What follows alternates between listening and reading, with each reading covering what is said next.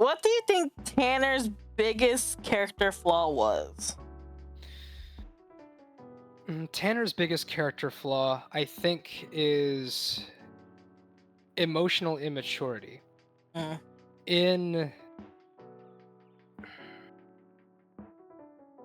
I had a very good answer for this when I recorded an answer for your questionnaire earlier. I think I gave like a 4-minute answer on this, but it was the emotional immaturity of he doesn't really know why he feels what he feels. He gets a little bit upset on impulse, especially when Damien starts interacting with Layla at the bar and Michelangelo's route, and he's like, "No!" And I remember that. yeah, he You must have loved recording that. You're like, no! He has knee-jerk reactions and thoughts, but not knee-jerk actions. So he has some restraint in that. Is that he'll get upset very quickly when someone's messing with his woman, but he's not going to go fight the man over it. So he has some restraint. But I would say in some ways, especially in that way, he has a lot of immaturity he needs to iron out before he's ready for post-college life, I think. No. But yeah, if I'm gonna give a character flaw, it's immaturity, but I can tell that he is definitely in the process of change, and by the end of Ty's route, I think he's matured a lot more than he did at the beginning. And a lot of, especially when he concedes to Ty and says, "I'm very happy for you," I feel like that is a point of maturity for him. And that's where I can start to see some character growth in that flaw. It's not fixed, but it's better. And that, to me, is why I like the two themes for Tanner's, because I like Tanner 1 for when he arrives, he's a little spunky, he's immature. But then when he starts to show signs of character growth, it would play Tanner theme number 2, which has a slower startup. So to me, if I'm going to give another headcanon, which is totally unrelated, that would be one point when he concedes to Ty over Layla, that Tanner theme number 2 would play, marking that he's grown as a person a little bit. What? Oh my god. No, with your chest. Did you have so much? Did you have so much fun recording that specifically? If I'm gonna, to be honest, I played a lot of Resident Evil 5 as a kid, especially with my dad. And there's a scene near the end where Chris Redfield, you have to wait for a QTE, and if you miss this QTE, it's instant death. I hate that. But there's a very long segment of cutscene where you're probably going to put down your controller, and you have to press both triggers at the same time to rescue Sheva before it's game over. And when you do that, it's just, no! He lets go with the beam, grabs another beam, grabs Sheva's hand. It's like, I think I can use something similar to that for this, but tone it down where it's not life or death. It's just dejected anger in the corner. Just, no! Okay, so okay. Sequel theory, right? Sure. If okay, I have a goofy one and like 2 realistic one. And a what if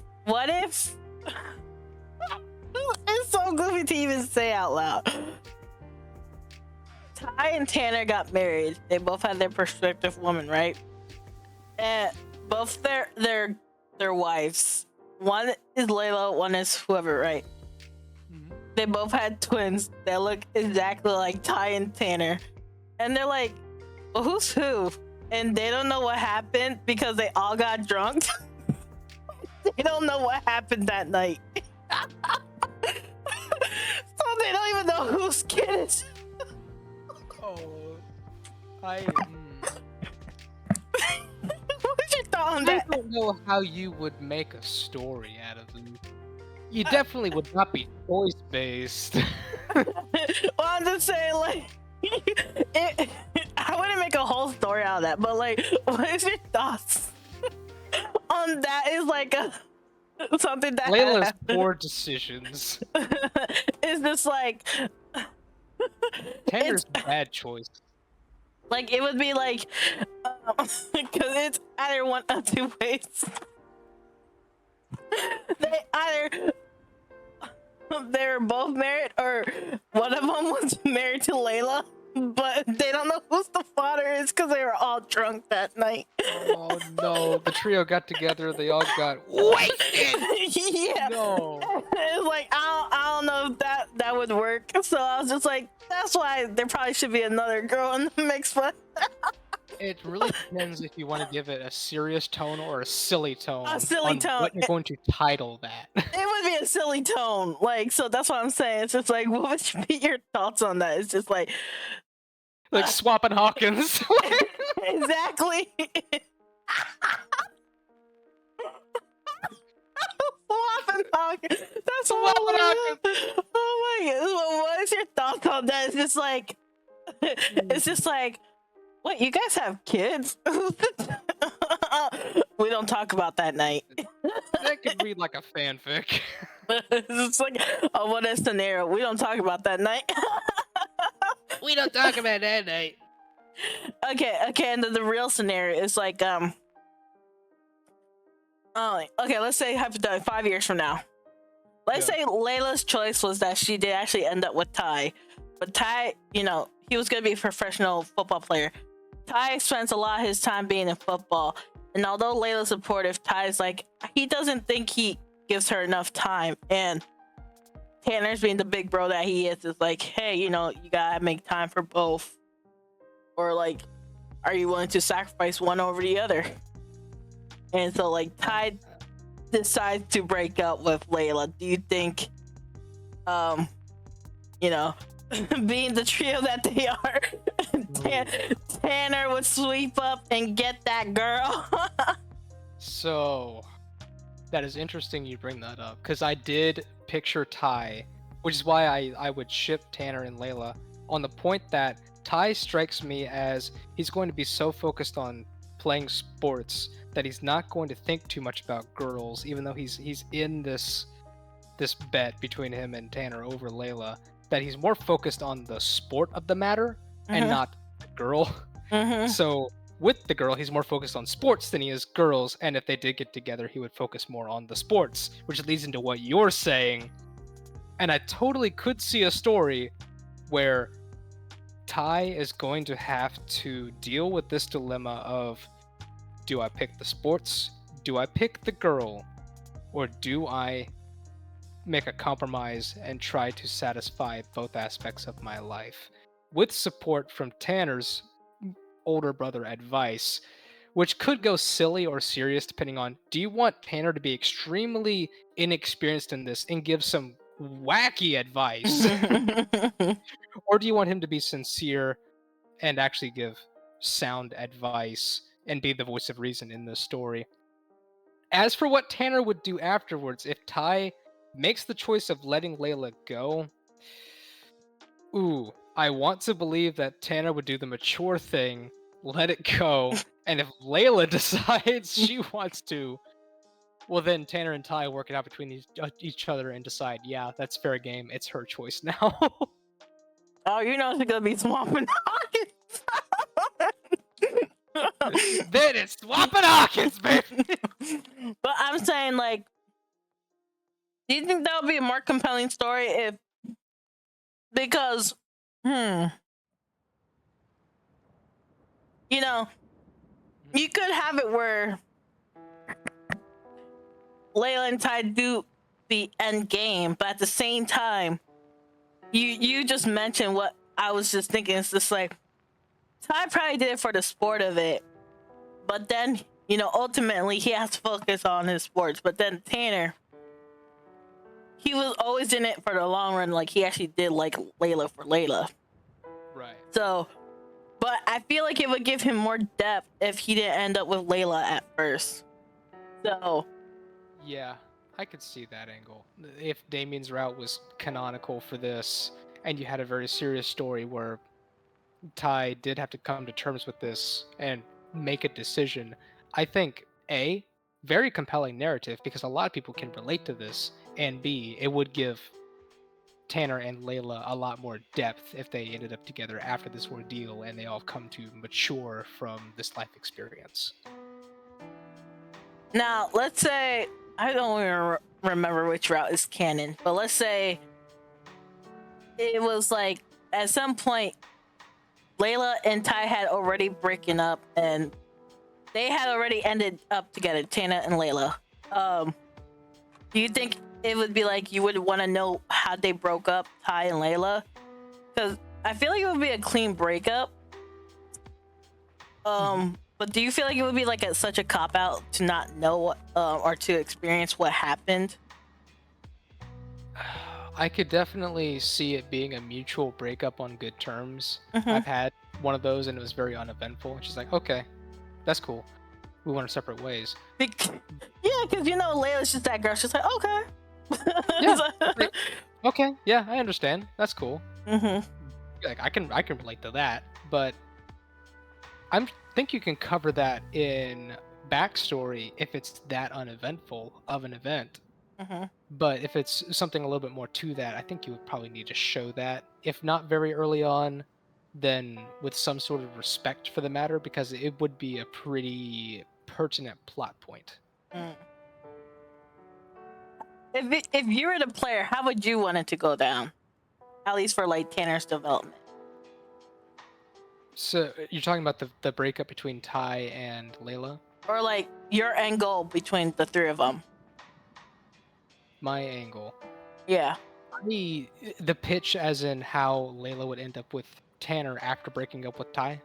Or like what would you want for Tanner overall? Oh, what would I want for Tanner overall? I want him to mature as a young man. Okay. Well, But would he be with Layla or with someone else? so for my perspective, I think Layla is a good choice, but he does need to realize what the commitment means and not just chase the bacon. So Okay. in order for that to be a stronger relationship, I think deferring that to a later point in life, like Layla and Ty coming to terms in this hypothetical sequel that you talk about, Mhm. would say 5 years in the future, like you said, that would lend more credence and depth to the sincerity between with the relationship between Tanner and Layla if it happened that way. The way that it happens in Arya's Choice kind of feels like a high school spark sometimes. And those are they do work sometimes, but a lot of times it's attraction without hashing out all the compatibility. Mm.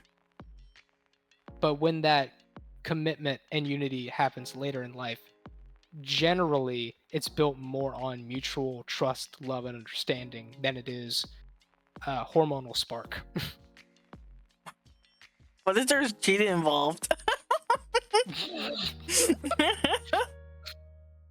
Let me think about that. What do you think? I'd like to hear your thoughts on that. Personally, I wouldn't do it because I don't like the thought of it. But I know some people like it. But for me, I think in this scenario, I would write it like, okay, let's say in this hypothetical, 5 years from now, I would have it like, the group, Layla, Ty, Tanner, right? You often see Ty busy with football or whatever, and Ty's like, oh dang, I think I forgot something I had to do for Layla, and Tanner's like, don't worry, I'll cover you or something like that. And you notice there's a pattern, like Tanner's always having it covered, and Yeah. Ty comes into the realization, it's like, why do you always have this covered? Like he's his big bro, but at the same time, like, he's doing everything for his girl. And it's just like, do you love Layla? Like, cause it's like, I know you love me, bro, but at the same time, it's like maybe I wasn't the one who was meant to be with Layla. Like maybe it was you, and I just got in the way. And so And at like that point, yeah, sorry, go yeah, ahead. and so then Layla's like, and then he probably has a conversation with Layla. It's like, Layla, how you feel about being with Tanner, right? And Layla doesn't really give it thought because you know she always hangs out with just like the three of them all the time. Like their dynamic hasn't really changed, aside from them like just going out sometimes by themselves. But like she does give it thought and realize like it's usually Tanner who's always there with her instead of Ty because Ty's busy, and she understood Ty is busy because of sports because that's what she wants for him too. And then you know Ty Thailand would break it off, and Layla would probably just be like, you know, Tanner, would you be okay if we took it slow though?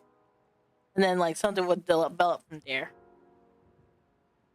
Yeah, I can see that, but you want to avoid the situation where it's kind of like, let's put the dog between us and let it choose who it wants to go to, because that kind of removes a lot of agency from Layla in that scenario.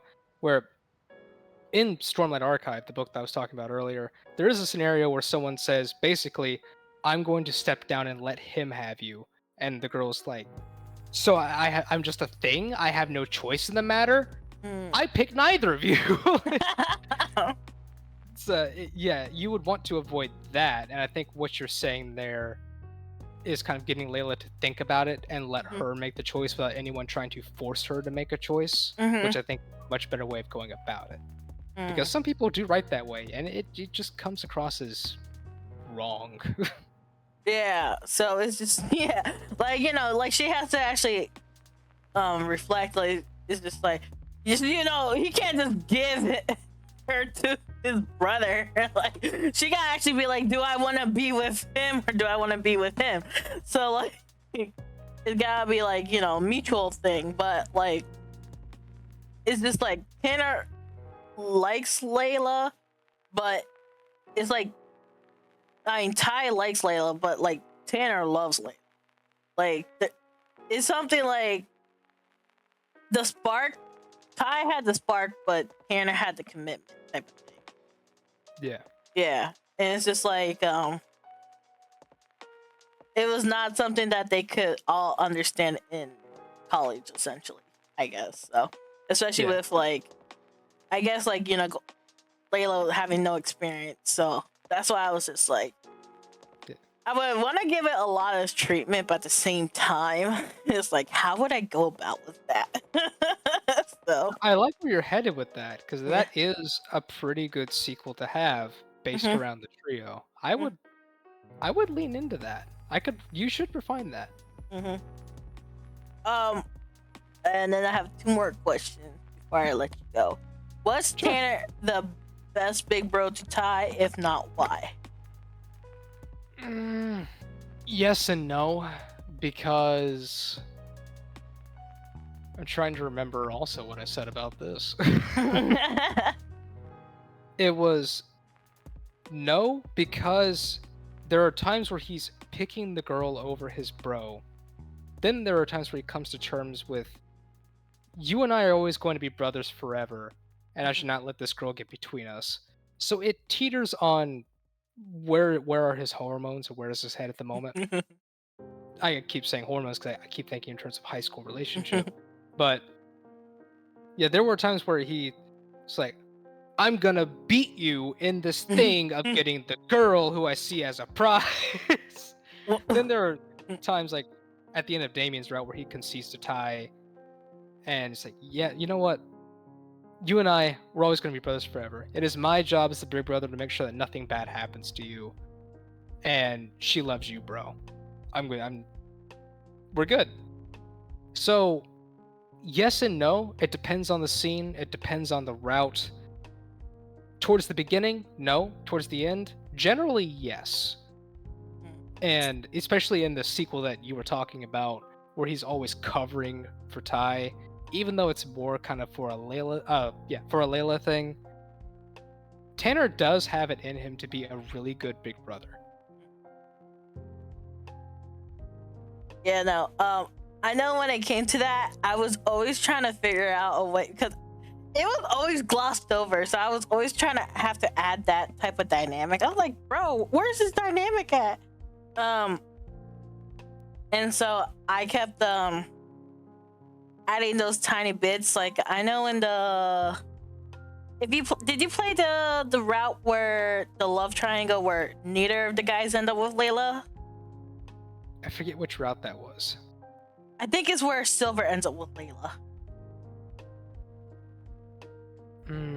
My memory's a little spotty on that. If I played that one, then it was very early in development. So like they were all. I gotta repeat all the routes. Dad, come here. We gotta play a game. Exactly. That's what you're gonna do next time. Play through all of them with the voice I gotta acting. play all of them with my dad. With on itch.io for free. Ari's choice. Like, do what Josieha did with Fire Emblem 3 Houses. Like, voice of Claude plays Fire Emblem 3 Houses. Exactly. Voice of Tanner. Be like, who's this? Every title was voice of Claude. Will it work? Will it work? Probably not. No. What are your final? Well, actually, before that one, if Tanner could be the main character, would you want like a Layla route dedicated to him, or him to have like special characters that he could romance? Basically, what I want the Layla relationship to be the only possible ending. No, he would have like, let's say he could have 3. Yeah. And then like a secret ending for Layla. Would you want that just to develop more Tanner? I do think exploring different romance options would give some more depth to the character of Tanner and what he does and doesn't like, or what he is compatible and isn't compatible with. And I think one way that you could do that is in every route, you will learn that there is something about the choices that does not compute with him. Something does not click, it is incompatible with him, but in a different way. So when you eventually get to the Layla route, it lends more credence to the idea that they are perfect for each other. As in, you can pick any of the other girls, but something is going to be off. I see. So Layla would be his final girl. Final girl. The final girl. Make it canonical. And then in my unofficial headcanon. my unofficial headcanon. Tanner is a Christian who's in love with Layla. He's a Christian who's in love with Layla. Oh my goodness, we were like canceled. What is your final thoughts on Tanner overall, and what you want to see out of him? If you could see more of him, anime version, perhaps. Anime version. Yeah. So Tanner, I think Tanner is a tremendous supporting character in that he doesn't overstay his welcome. In every route he's in, he's there for as long as he needs to be, then kindly bugs off. So Damien route, he shows up for the dance, and the whole scene is not focused on him, it's focused on Arya waiting on Damien to show up. Then when Tanner has served his purpose of establishing that Arya is waiting for Damien, he kindly leaves the scene and shows up later at the beach when he concedes to Ty. Michelangelo's route, he's there at the bar. You can see him getting upset when Damien's interacting with Layla. And that lends itself to showing that Ty is interested in Layla too. So it's not just Damien in that scene. Then Tanner promptly leaves the scene. He doesn't overstay his welcome. And let's see, what else did he do? Yeah, when he showed up with Layla and Ty and Damien's route, said, heck yeah, and went to go get McDonald's ice cream. Gosh, that was the very first line I recorded. Just, heck yeah! That's literally the only line you remember. Like, yeah! Heck heck yeah, or like, sweet, I'm Tanner. I love that. But yeah, I suppose to say he's a great supporting character. There are examples of supporting characters that should not be main characters, like Patrick Star. Patrick Star should be a supporting character, should not be the focus, and when he becomes the focus, it flops. Planet Sheen, Sheen from Jimmy Neutron, when he became the focus and not the supporting character, it went downhill. Some characters should not be the focus. I think Tanner could, but I appreciate that he doesn't, because he's never a focus, and that just suits his role best. He never overstays his welcome. He doesn't feel like he's shoehorned into any scene. He's there for his established point and nothing more. Yeah, because I know someone said that because Ty and Tanner are twins, they feel like Ty fill in that purpose, so Tanner doesn't really need to be Rao. And plus, it also gives Tanner the look that he's kind of overshadowed. That, you know, Ty is like kind of the golden child with, you know, golden retriever and golden hair. So like, it's like, you know, it's like, yeah. I'm the second choice to voice the second choice. It kind of works. This character was so insignificant. We got this random guy to pick it up because we needed to meet a deadline. So it kind of fits everything. This man is. I relate to this man. I love him. He's literally me. And he's me. He's so overshadowed. Oh wait, that's me. And then you get your own side story, your own sequel or whatever. Oh, that'll be the day. The day you'll be like, oh my goodness, now I just gotta fund the whole project. Lol. Imagine. Imagine you're like, we got the story, how are you gonna fund it? I'd be interesting to see how that would develop. That would be kind of funny though. You're like, oh my goodness, it's me again. How are we gonna get the voices in? We can't. Oh. We can't. Oh. Oh. We have to get a second choice to replace the second choice. No, we just gotta get people to actually do the voices. Put the voices in. Be like, can you do sound mixing? No. Oh, no voices.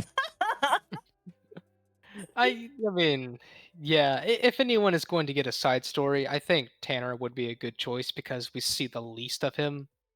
But And we don't Michelangelo. really get Michelangelo too. Yeah, absolutely. Michelangelo and Tanner, absolutely. That could be a good duo for a side story.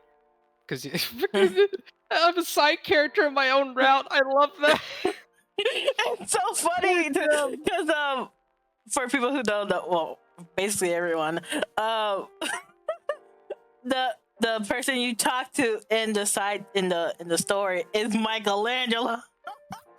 Yeah.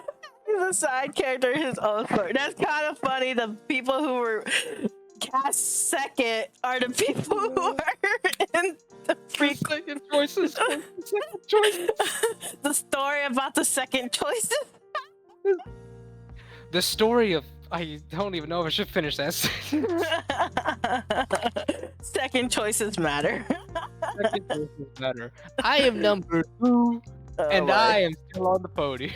Oh my goodness. Oh my goodness. Just so much passion went into this project of seeing the art direction, the music design, the stage design, the writing. So much work went into this. I gotta give major props to Mr. Kumar, the programming fellow, because he put in a lot of work. But even the cast did a great job too. It's so much came together to make this, and there were a lot of points, especially in recording, where I was worried about being the weak link in the presentation. But I still got to be here, even if I'm the second choice. Yeah, you're not the weakest link. Right. You're not the weakest link. You're just the second link. I'm just the second link. I'm the replacement link because the weakest link broke. Let's hope I don't break too. But I'm very honored to be a part of this project, to see it grow, be in it, and to be able to see it from almost cradle to grave.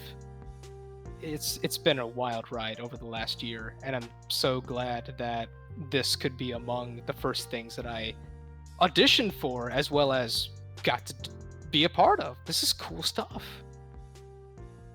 Honestly, yeah. Like, although I was so frustrated when this was being made, looking back and actually seeing that this is up on the itch store, it's so funny to actually play the game. Like, even though I'm not a visual novel lover, it's so funny hearing everyone voice this, like hearing Serenity's like, that's big meow meow energy. I was like, who can actually say that without laughing? It's just like, it's giving meow meow. Like, I was just like, excuse me. And I was just like, there's so many more other funny dialogue that you be saying, like, who wants to pass the shrimp? Who want to do the shrimp toss? I was just like, oh my goodness, like that one really, and then you're just like the villain's like, I'm gonna shoot you. It's just like... that was the thing, because when I was going through the script looking for extras and unnamed roles, I find like the milkman's like, does anyone want to buy some good old-fashioned milk? Only $2.99. And I would do like 5 different voices for every extra role I could find, and to find that they used that one for the chef of all the other ones I did. Oh, it's so goodness. Great. Oh my god. And I was asked to cover for the gunman last minute. So like, okay, gunman, real quick, bam, there you go. And I did a whole bunch of retakes, and I handed them off to Mr. Kumar when he said he was going to do the second round of filling in for mysteries.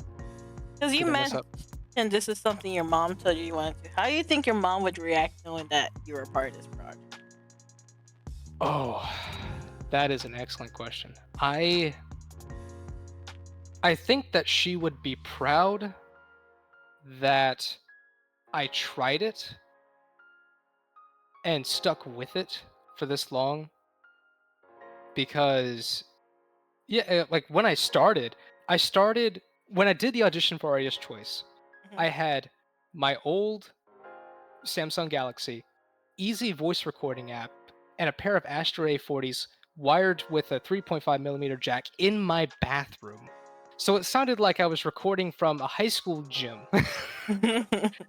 So that was when I did my auditions for Silver Sterling and all the other auditions I did at that time, because I was just peppering them out. When I got asked to do extras, I moved it to my car. So when I was asked to do something specific, like the frat bro, that I don't think made it into the game, but I was a frat boy that climbed into a tree and fell out. I remember that. Yeah, I was supposed to be the guy on the ground cheering. Mom's like, yeah, brother, no pain, no gain. And I was supposed to be also the guy in the tree. Like, yeah, bro. And fall out of the tree. I think I broke something. Someone call an ambulance. And I would go ride my bike for like 40 minutes, get my heart rate up, get the adrenaline pumping. Before I would get my heart rate down, I would grab my phone, grab my A40s, jump in my car, and just start making frat boy noises while I still had the energy going. So moving from that to my dad helped me set up. I had some old soundproofing foam that I never used and some poster board from high school from years ago that I never used. I taped the foam to the poster board, set it up to stand on a table, tied it together with shoelaces because I had extra shoelaces for whatever reason, and sat that on my kitchen table. So my kitchen table was half where I would eat and half big cardboard poster board with a bed sheet draped over it. So I would still have my A40s, but I would stick my head into this box and speak in the box, so I wouldn't have this humongous echo. Until I raised my voice, you could still hear the echo. Then later, I built my PCB booth. My dad's a big help with that. I got to use all of his tools for that. When I made the PCB booth and I got all the moving blankets and I bought an actual external USB mic because I don't have the budget for an XLR, that was when I was asked to cover for Ethan. I'm sorry, Tanner, because I was about to do Ethan, and he said, I'm sorry, I meant Tanner. So that was the setup I had when I started doing Tanner after doing all the extras. And I think Mom would be proud in how I found something that I liked, I stuck with it, I didn't give up, and that I didn't let it consume me in overtaking my professional career, my studies, my other obligations. I didn't let it consume me, but I stuck with the tenet that I would not accept a role if it required swearing, or if it did have swearing in the script, I would ask if I could skirt around that with euphemisms, because that was something that I was working on with her. Because high school, something about when I turned 16, I started swearing. Never swore at all until about 16, and I think it gradually worked into my vocabulary from hanging out with a bunch of guys. And it's like I need to stop swearing around Mom. So every time I would record, I would think about Mom. It's like she would not want me to use this kind of language. And actually, I don't really want to go on record using this kind of language. So I'm just going to, because this is all unpaid work, pick and choose which ones I want to do based on the amount of vulgarity that it has. And this was thankfully one project where I did not have to do that. No vulgarity for the win! They're the win! I miss Mom. I wouldn't be here without her. I wouldn't have started doing this without her, and I think she would be pleased to see where it led. Oh, I appreciate your time, and I hope your dad enjoys this game as well, and I hope to see you. I don't think he has a choice now. He's gonna see all these videos. I got first cut I them down. got a 3.5 hour interview for you. Here you go. And we still have to do the Thai part too. Oh yeah, we do. And the other questions. Hey. We only did the Tanner ones. It's a pleasure to be here. Yeah. Whatever you need. Yeah. I had to do all the editing. Oh, goody me, goody JJ. JJ's all in a row. JJ, that's your pride. Yay! My prize is editing for 20 views. Heck yeah! Heck yeah! Throw me the truth toss or whatever. You want to do the truth catch? So yeah, with that being said, this is JJBEATS signing out. Y'all have a good one. Bye bye. Bye bye.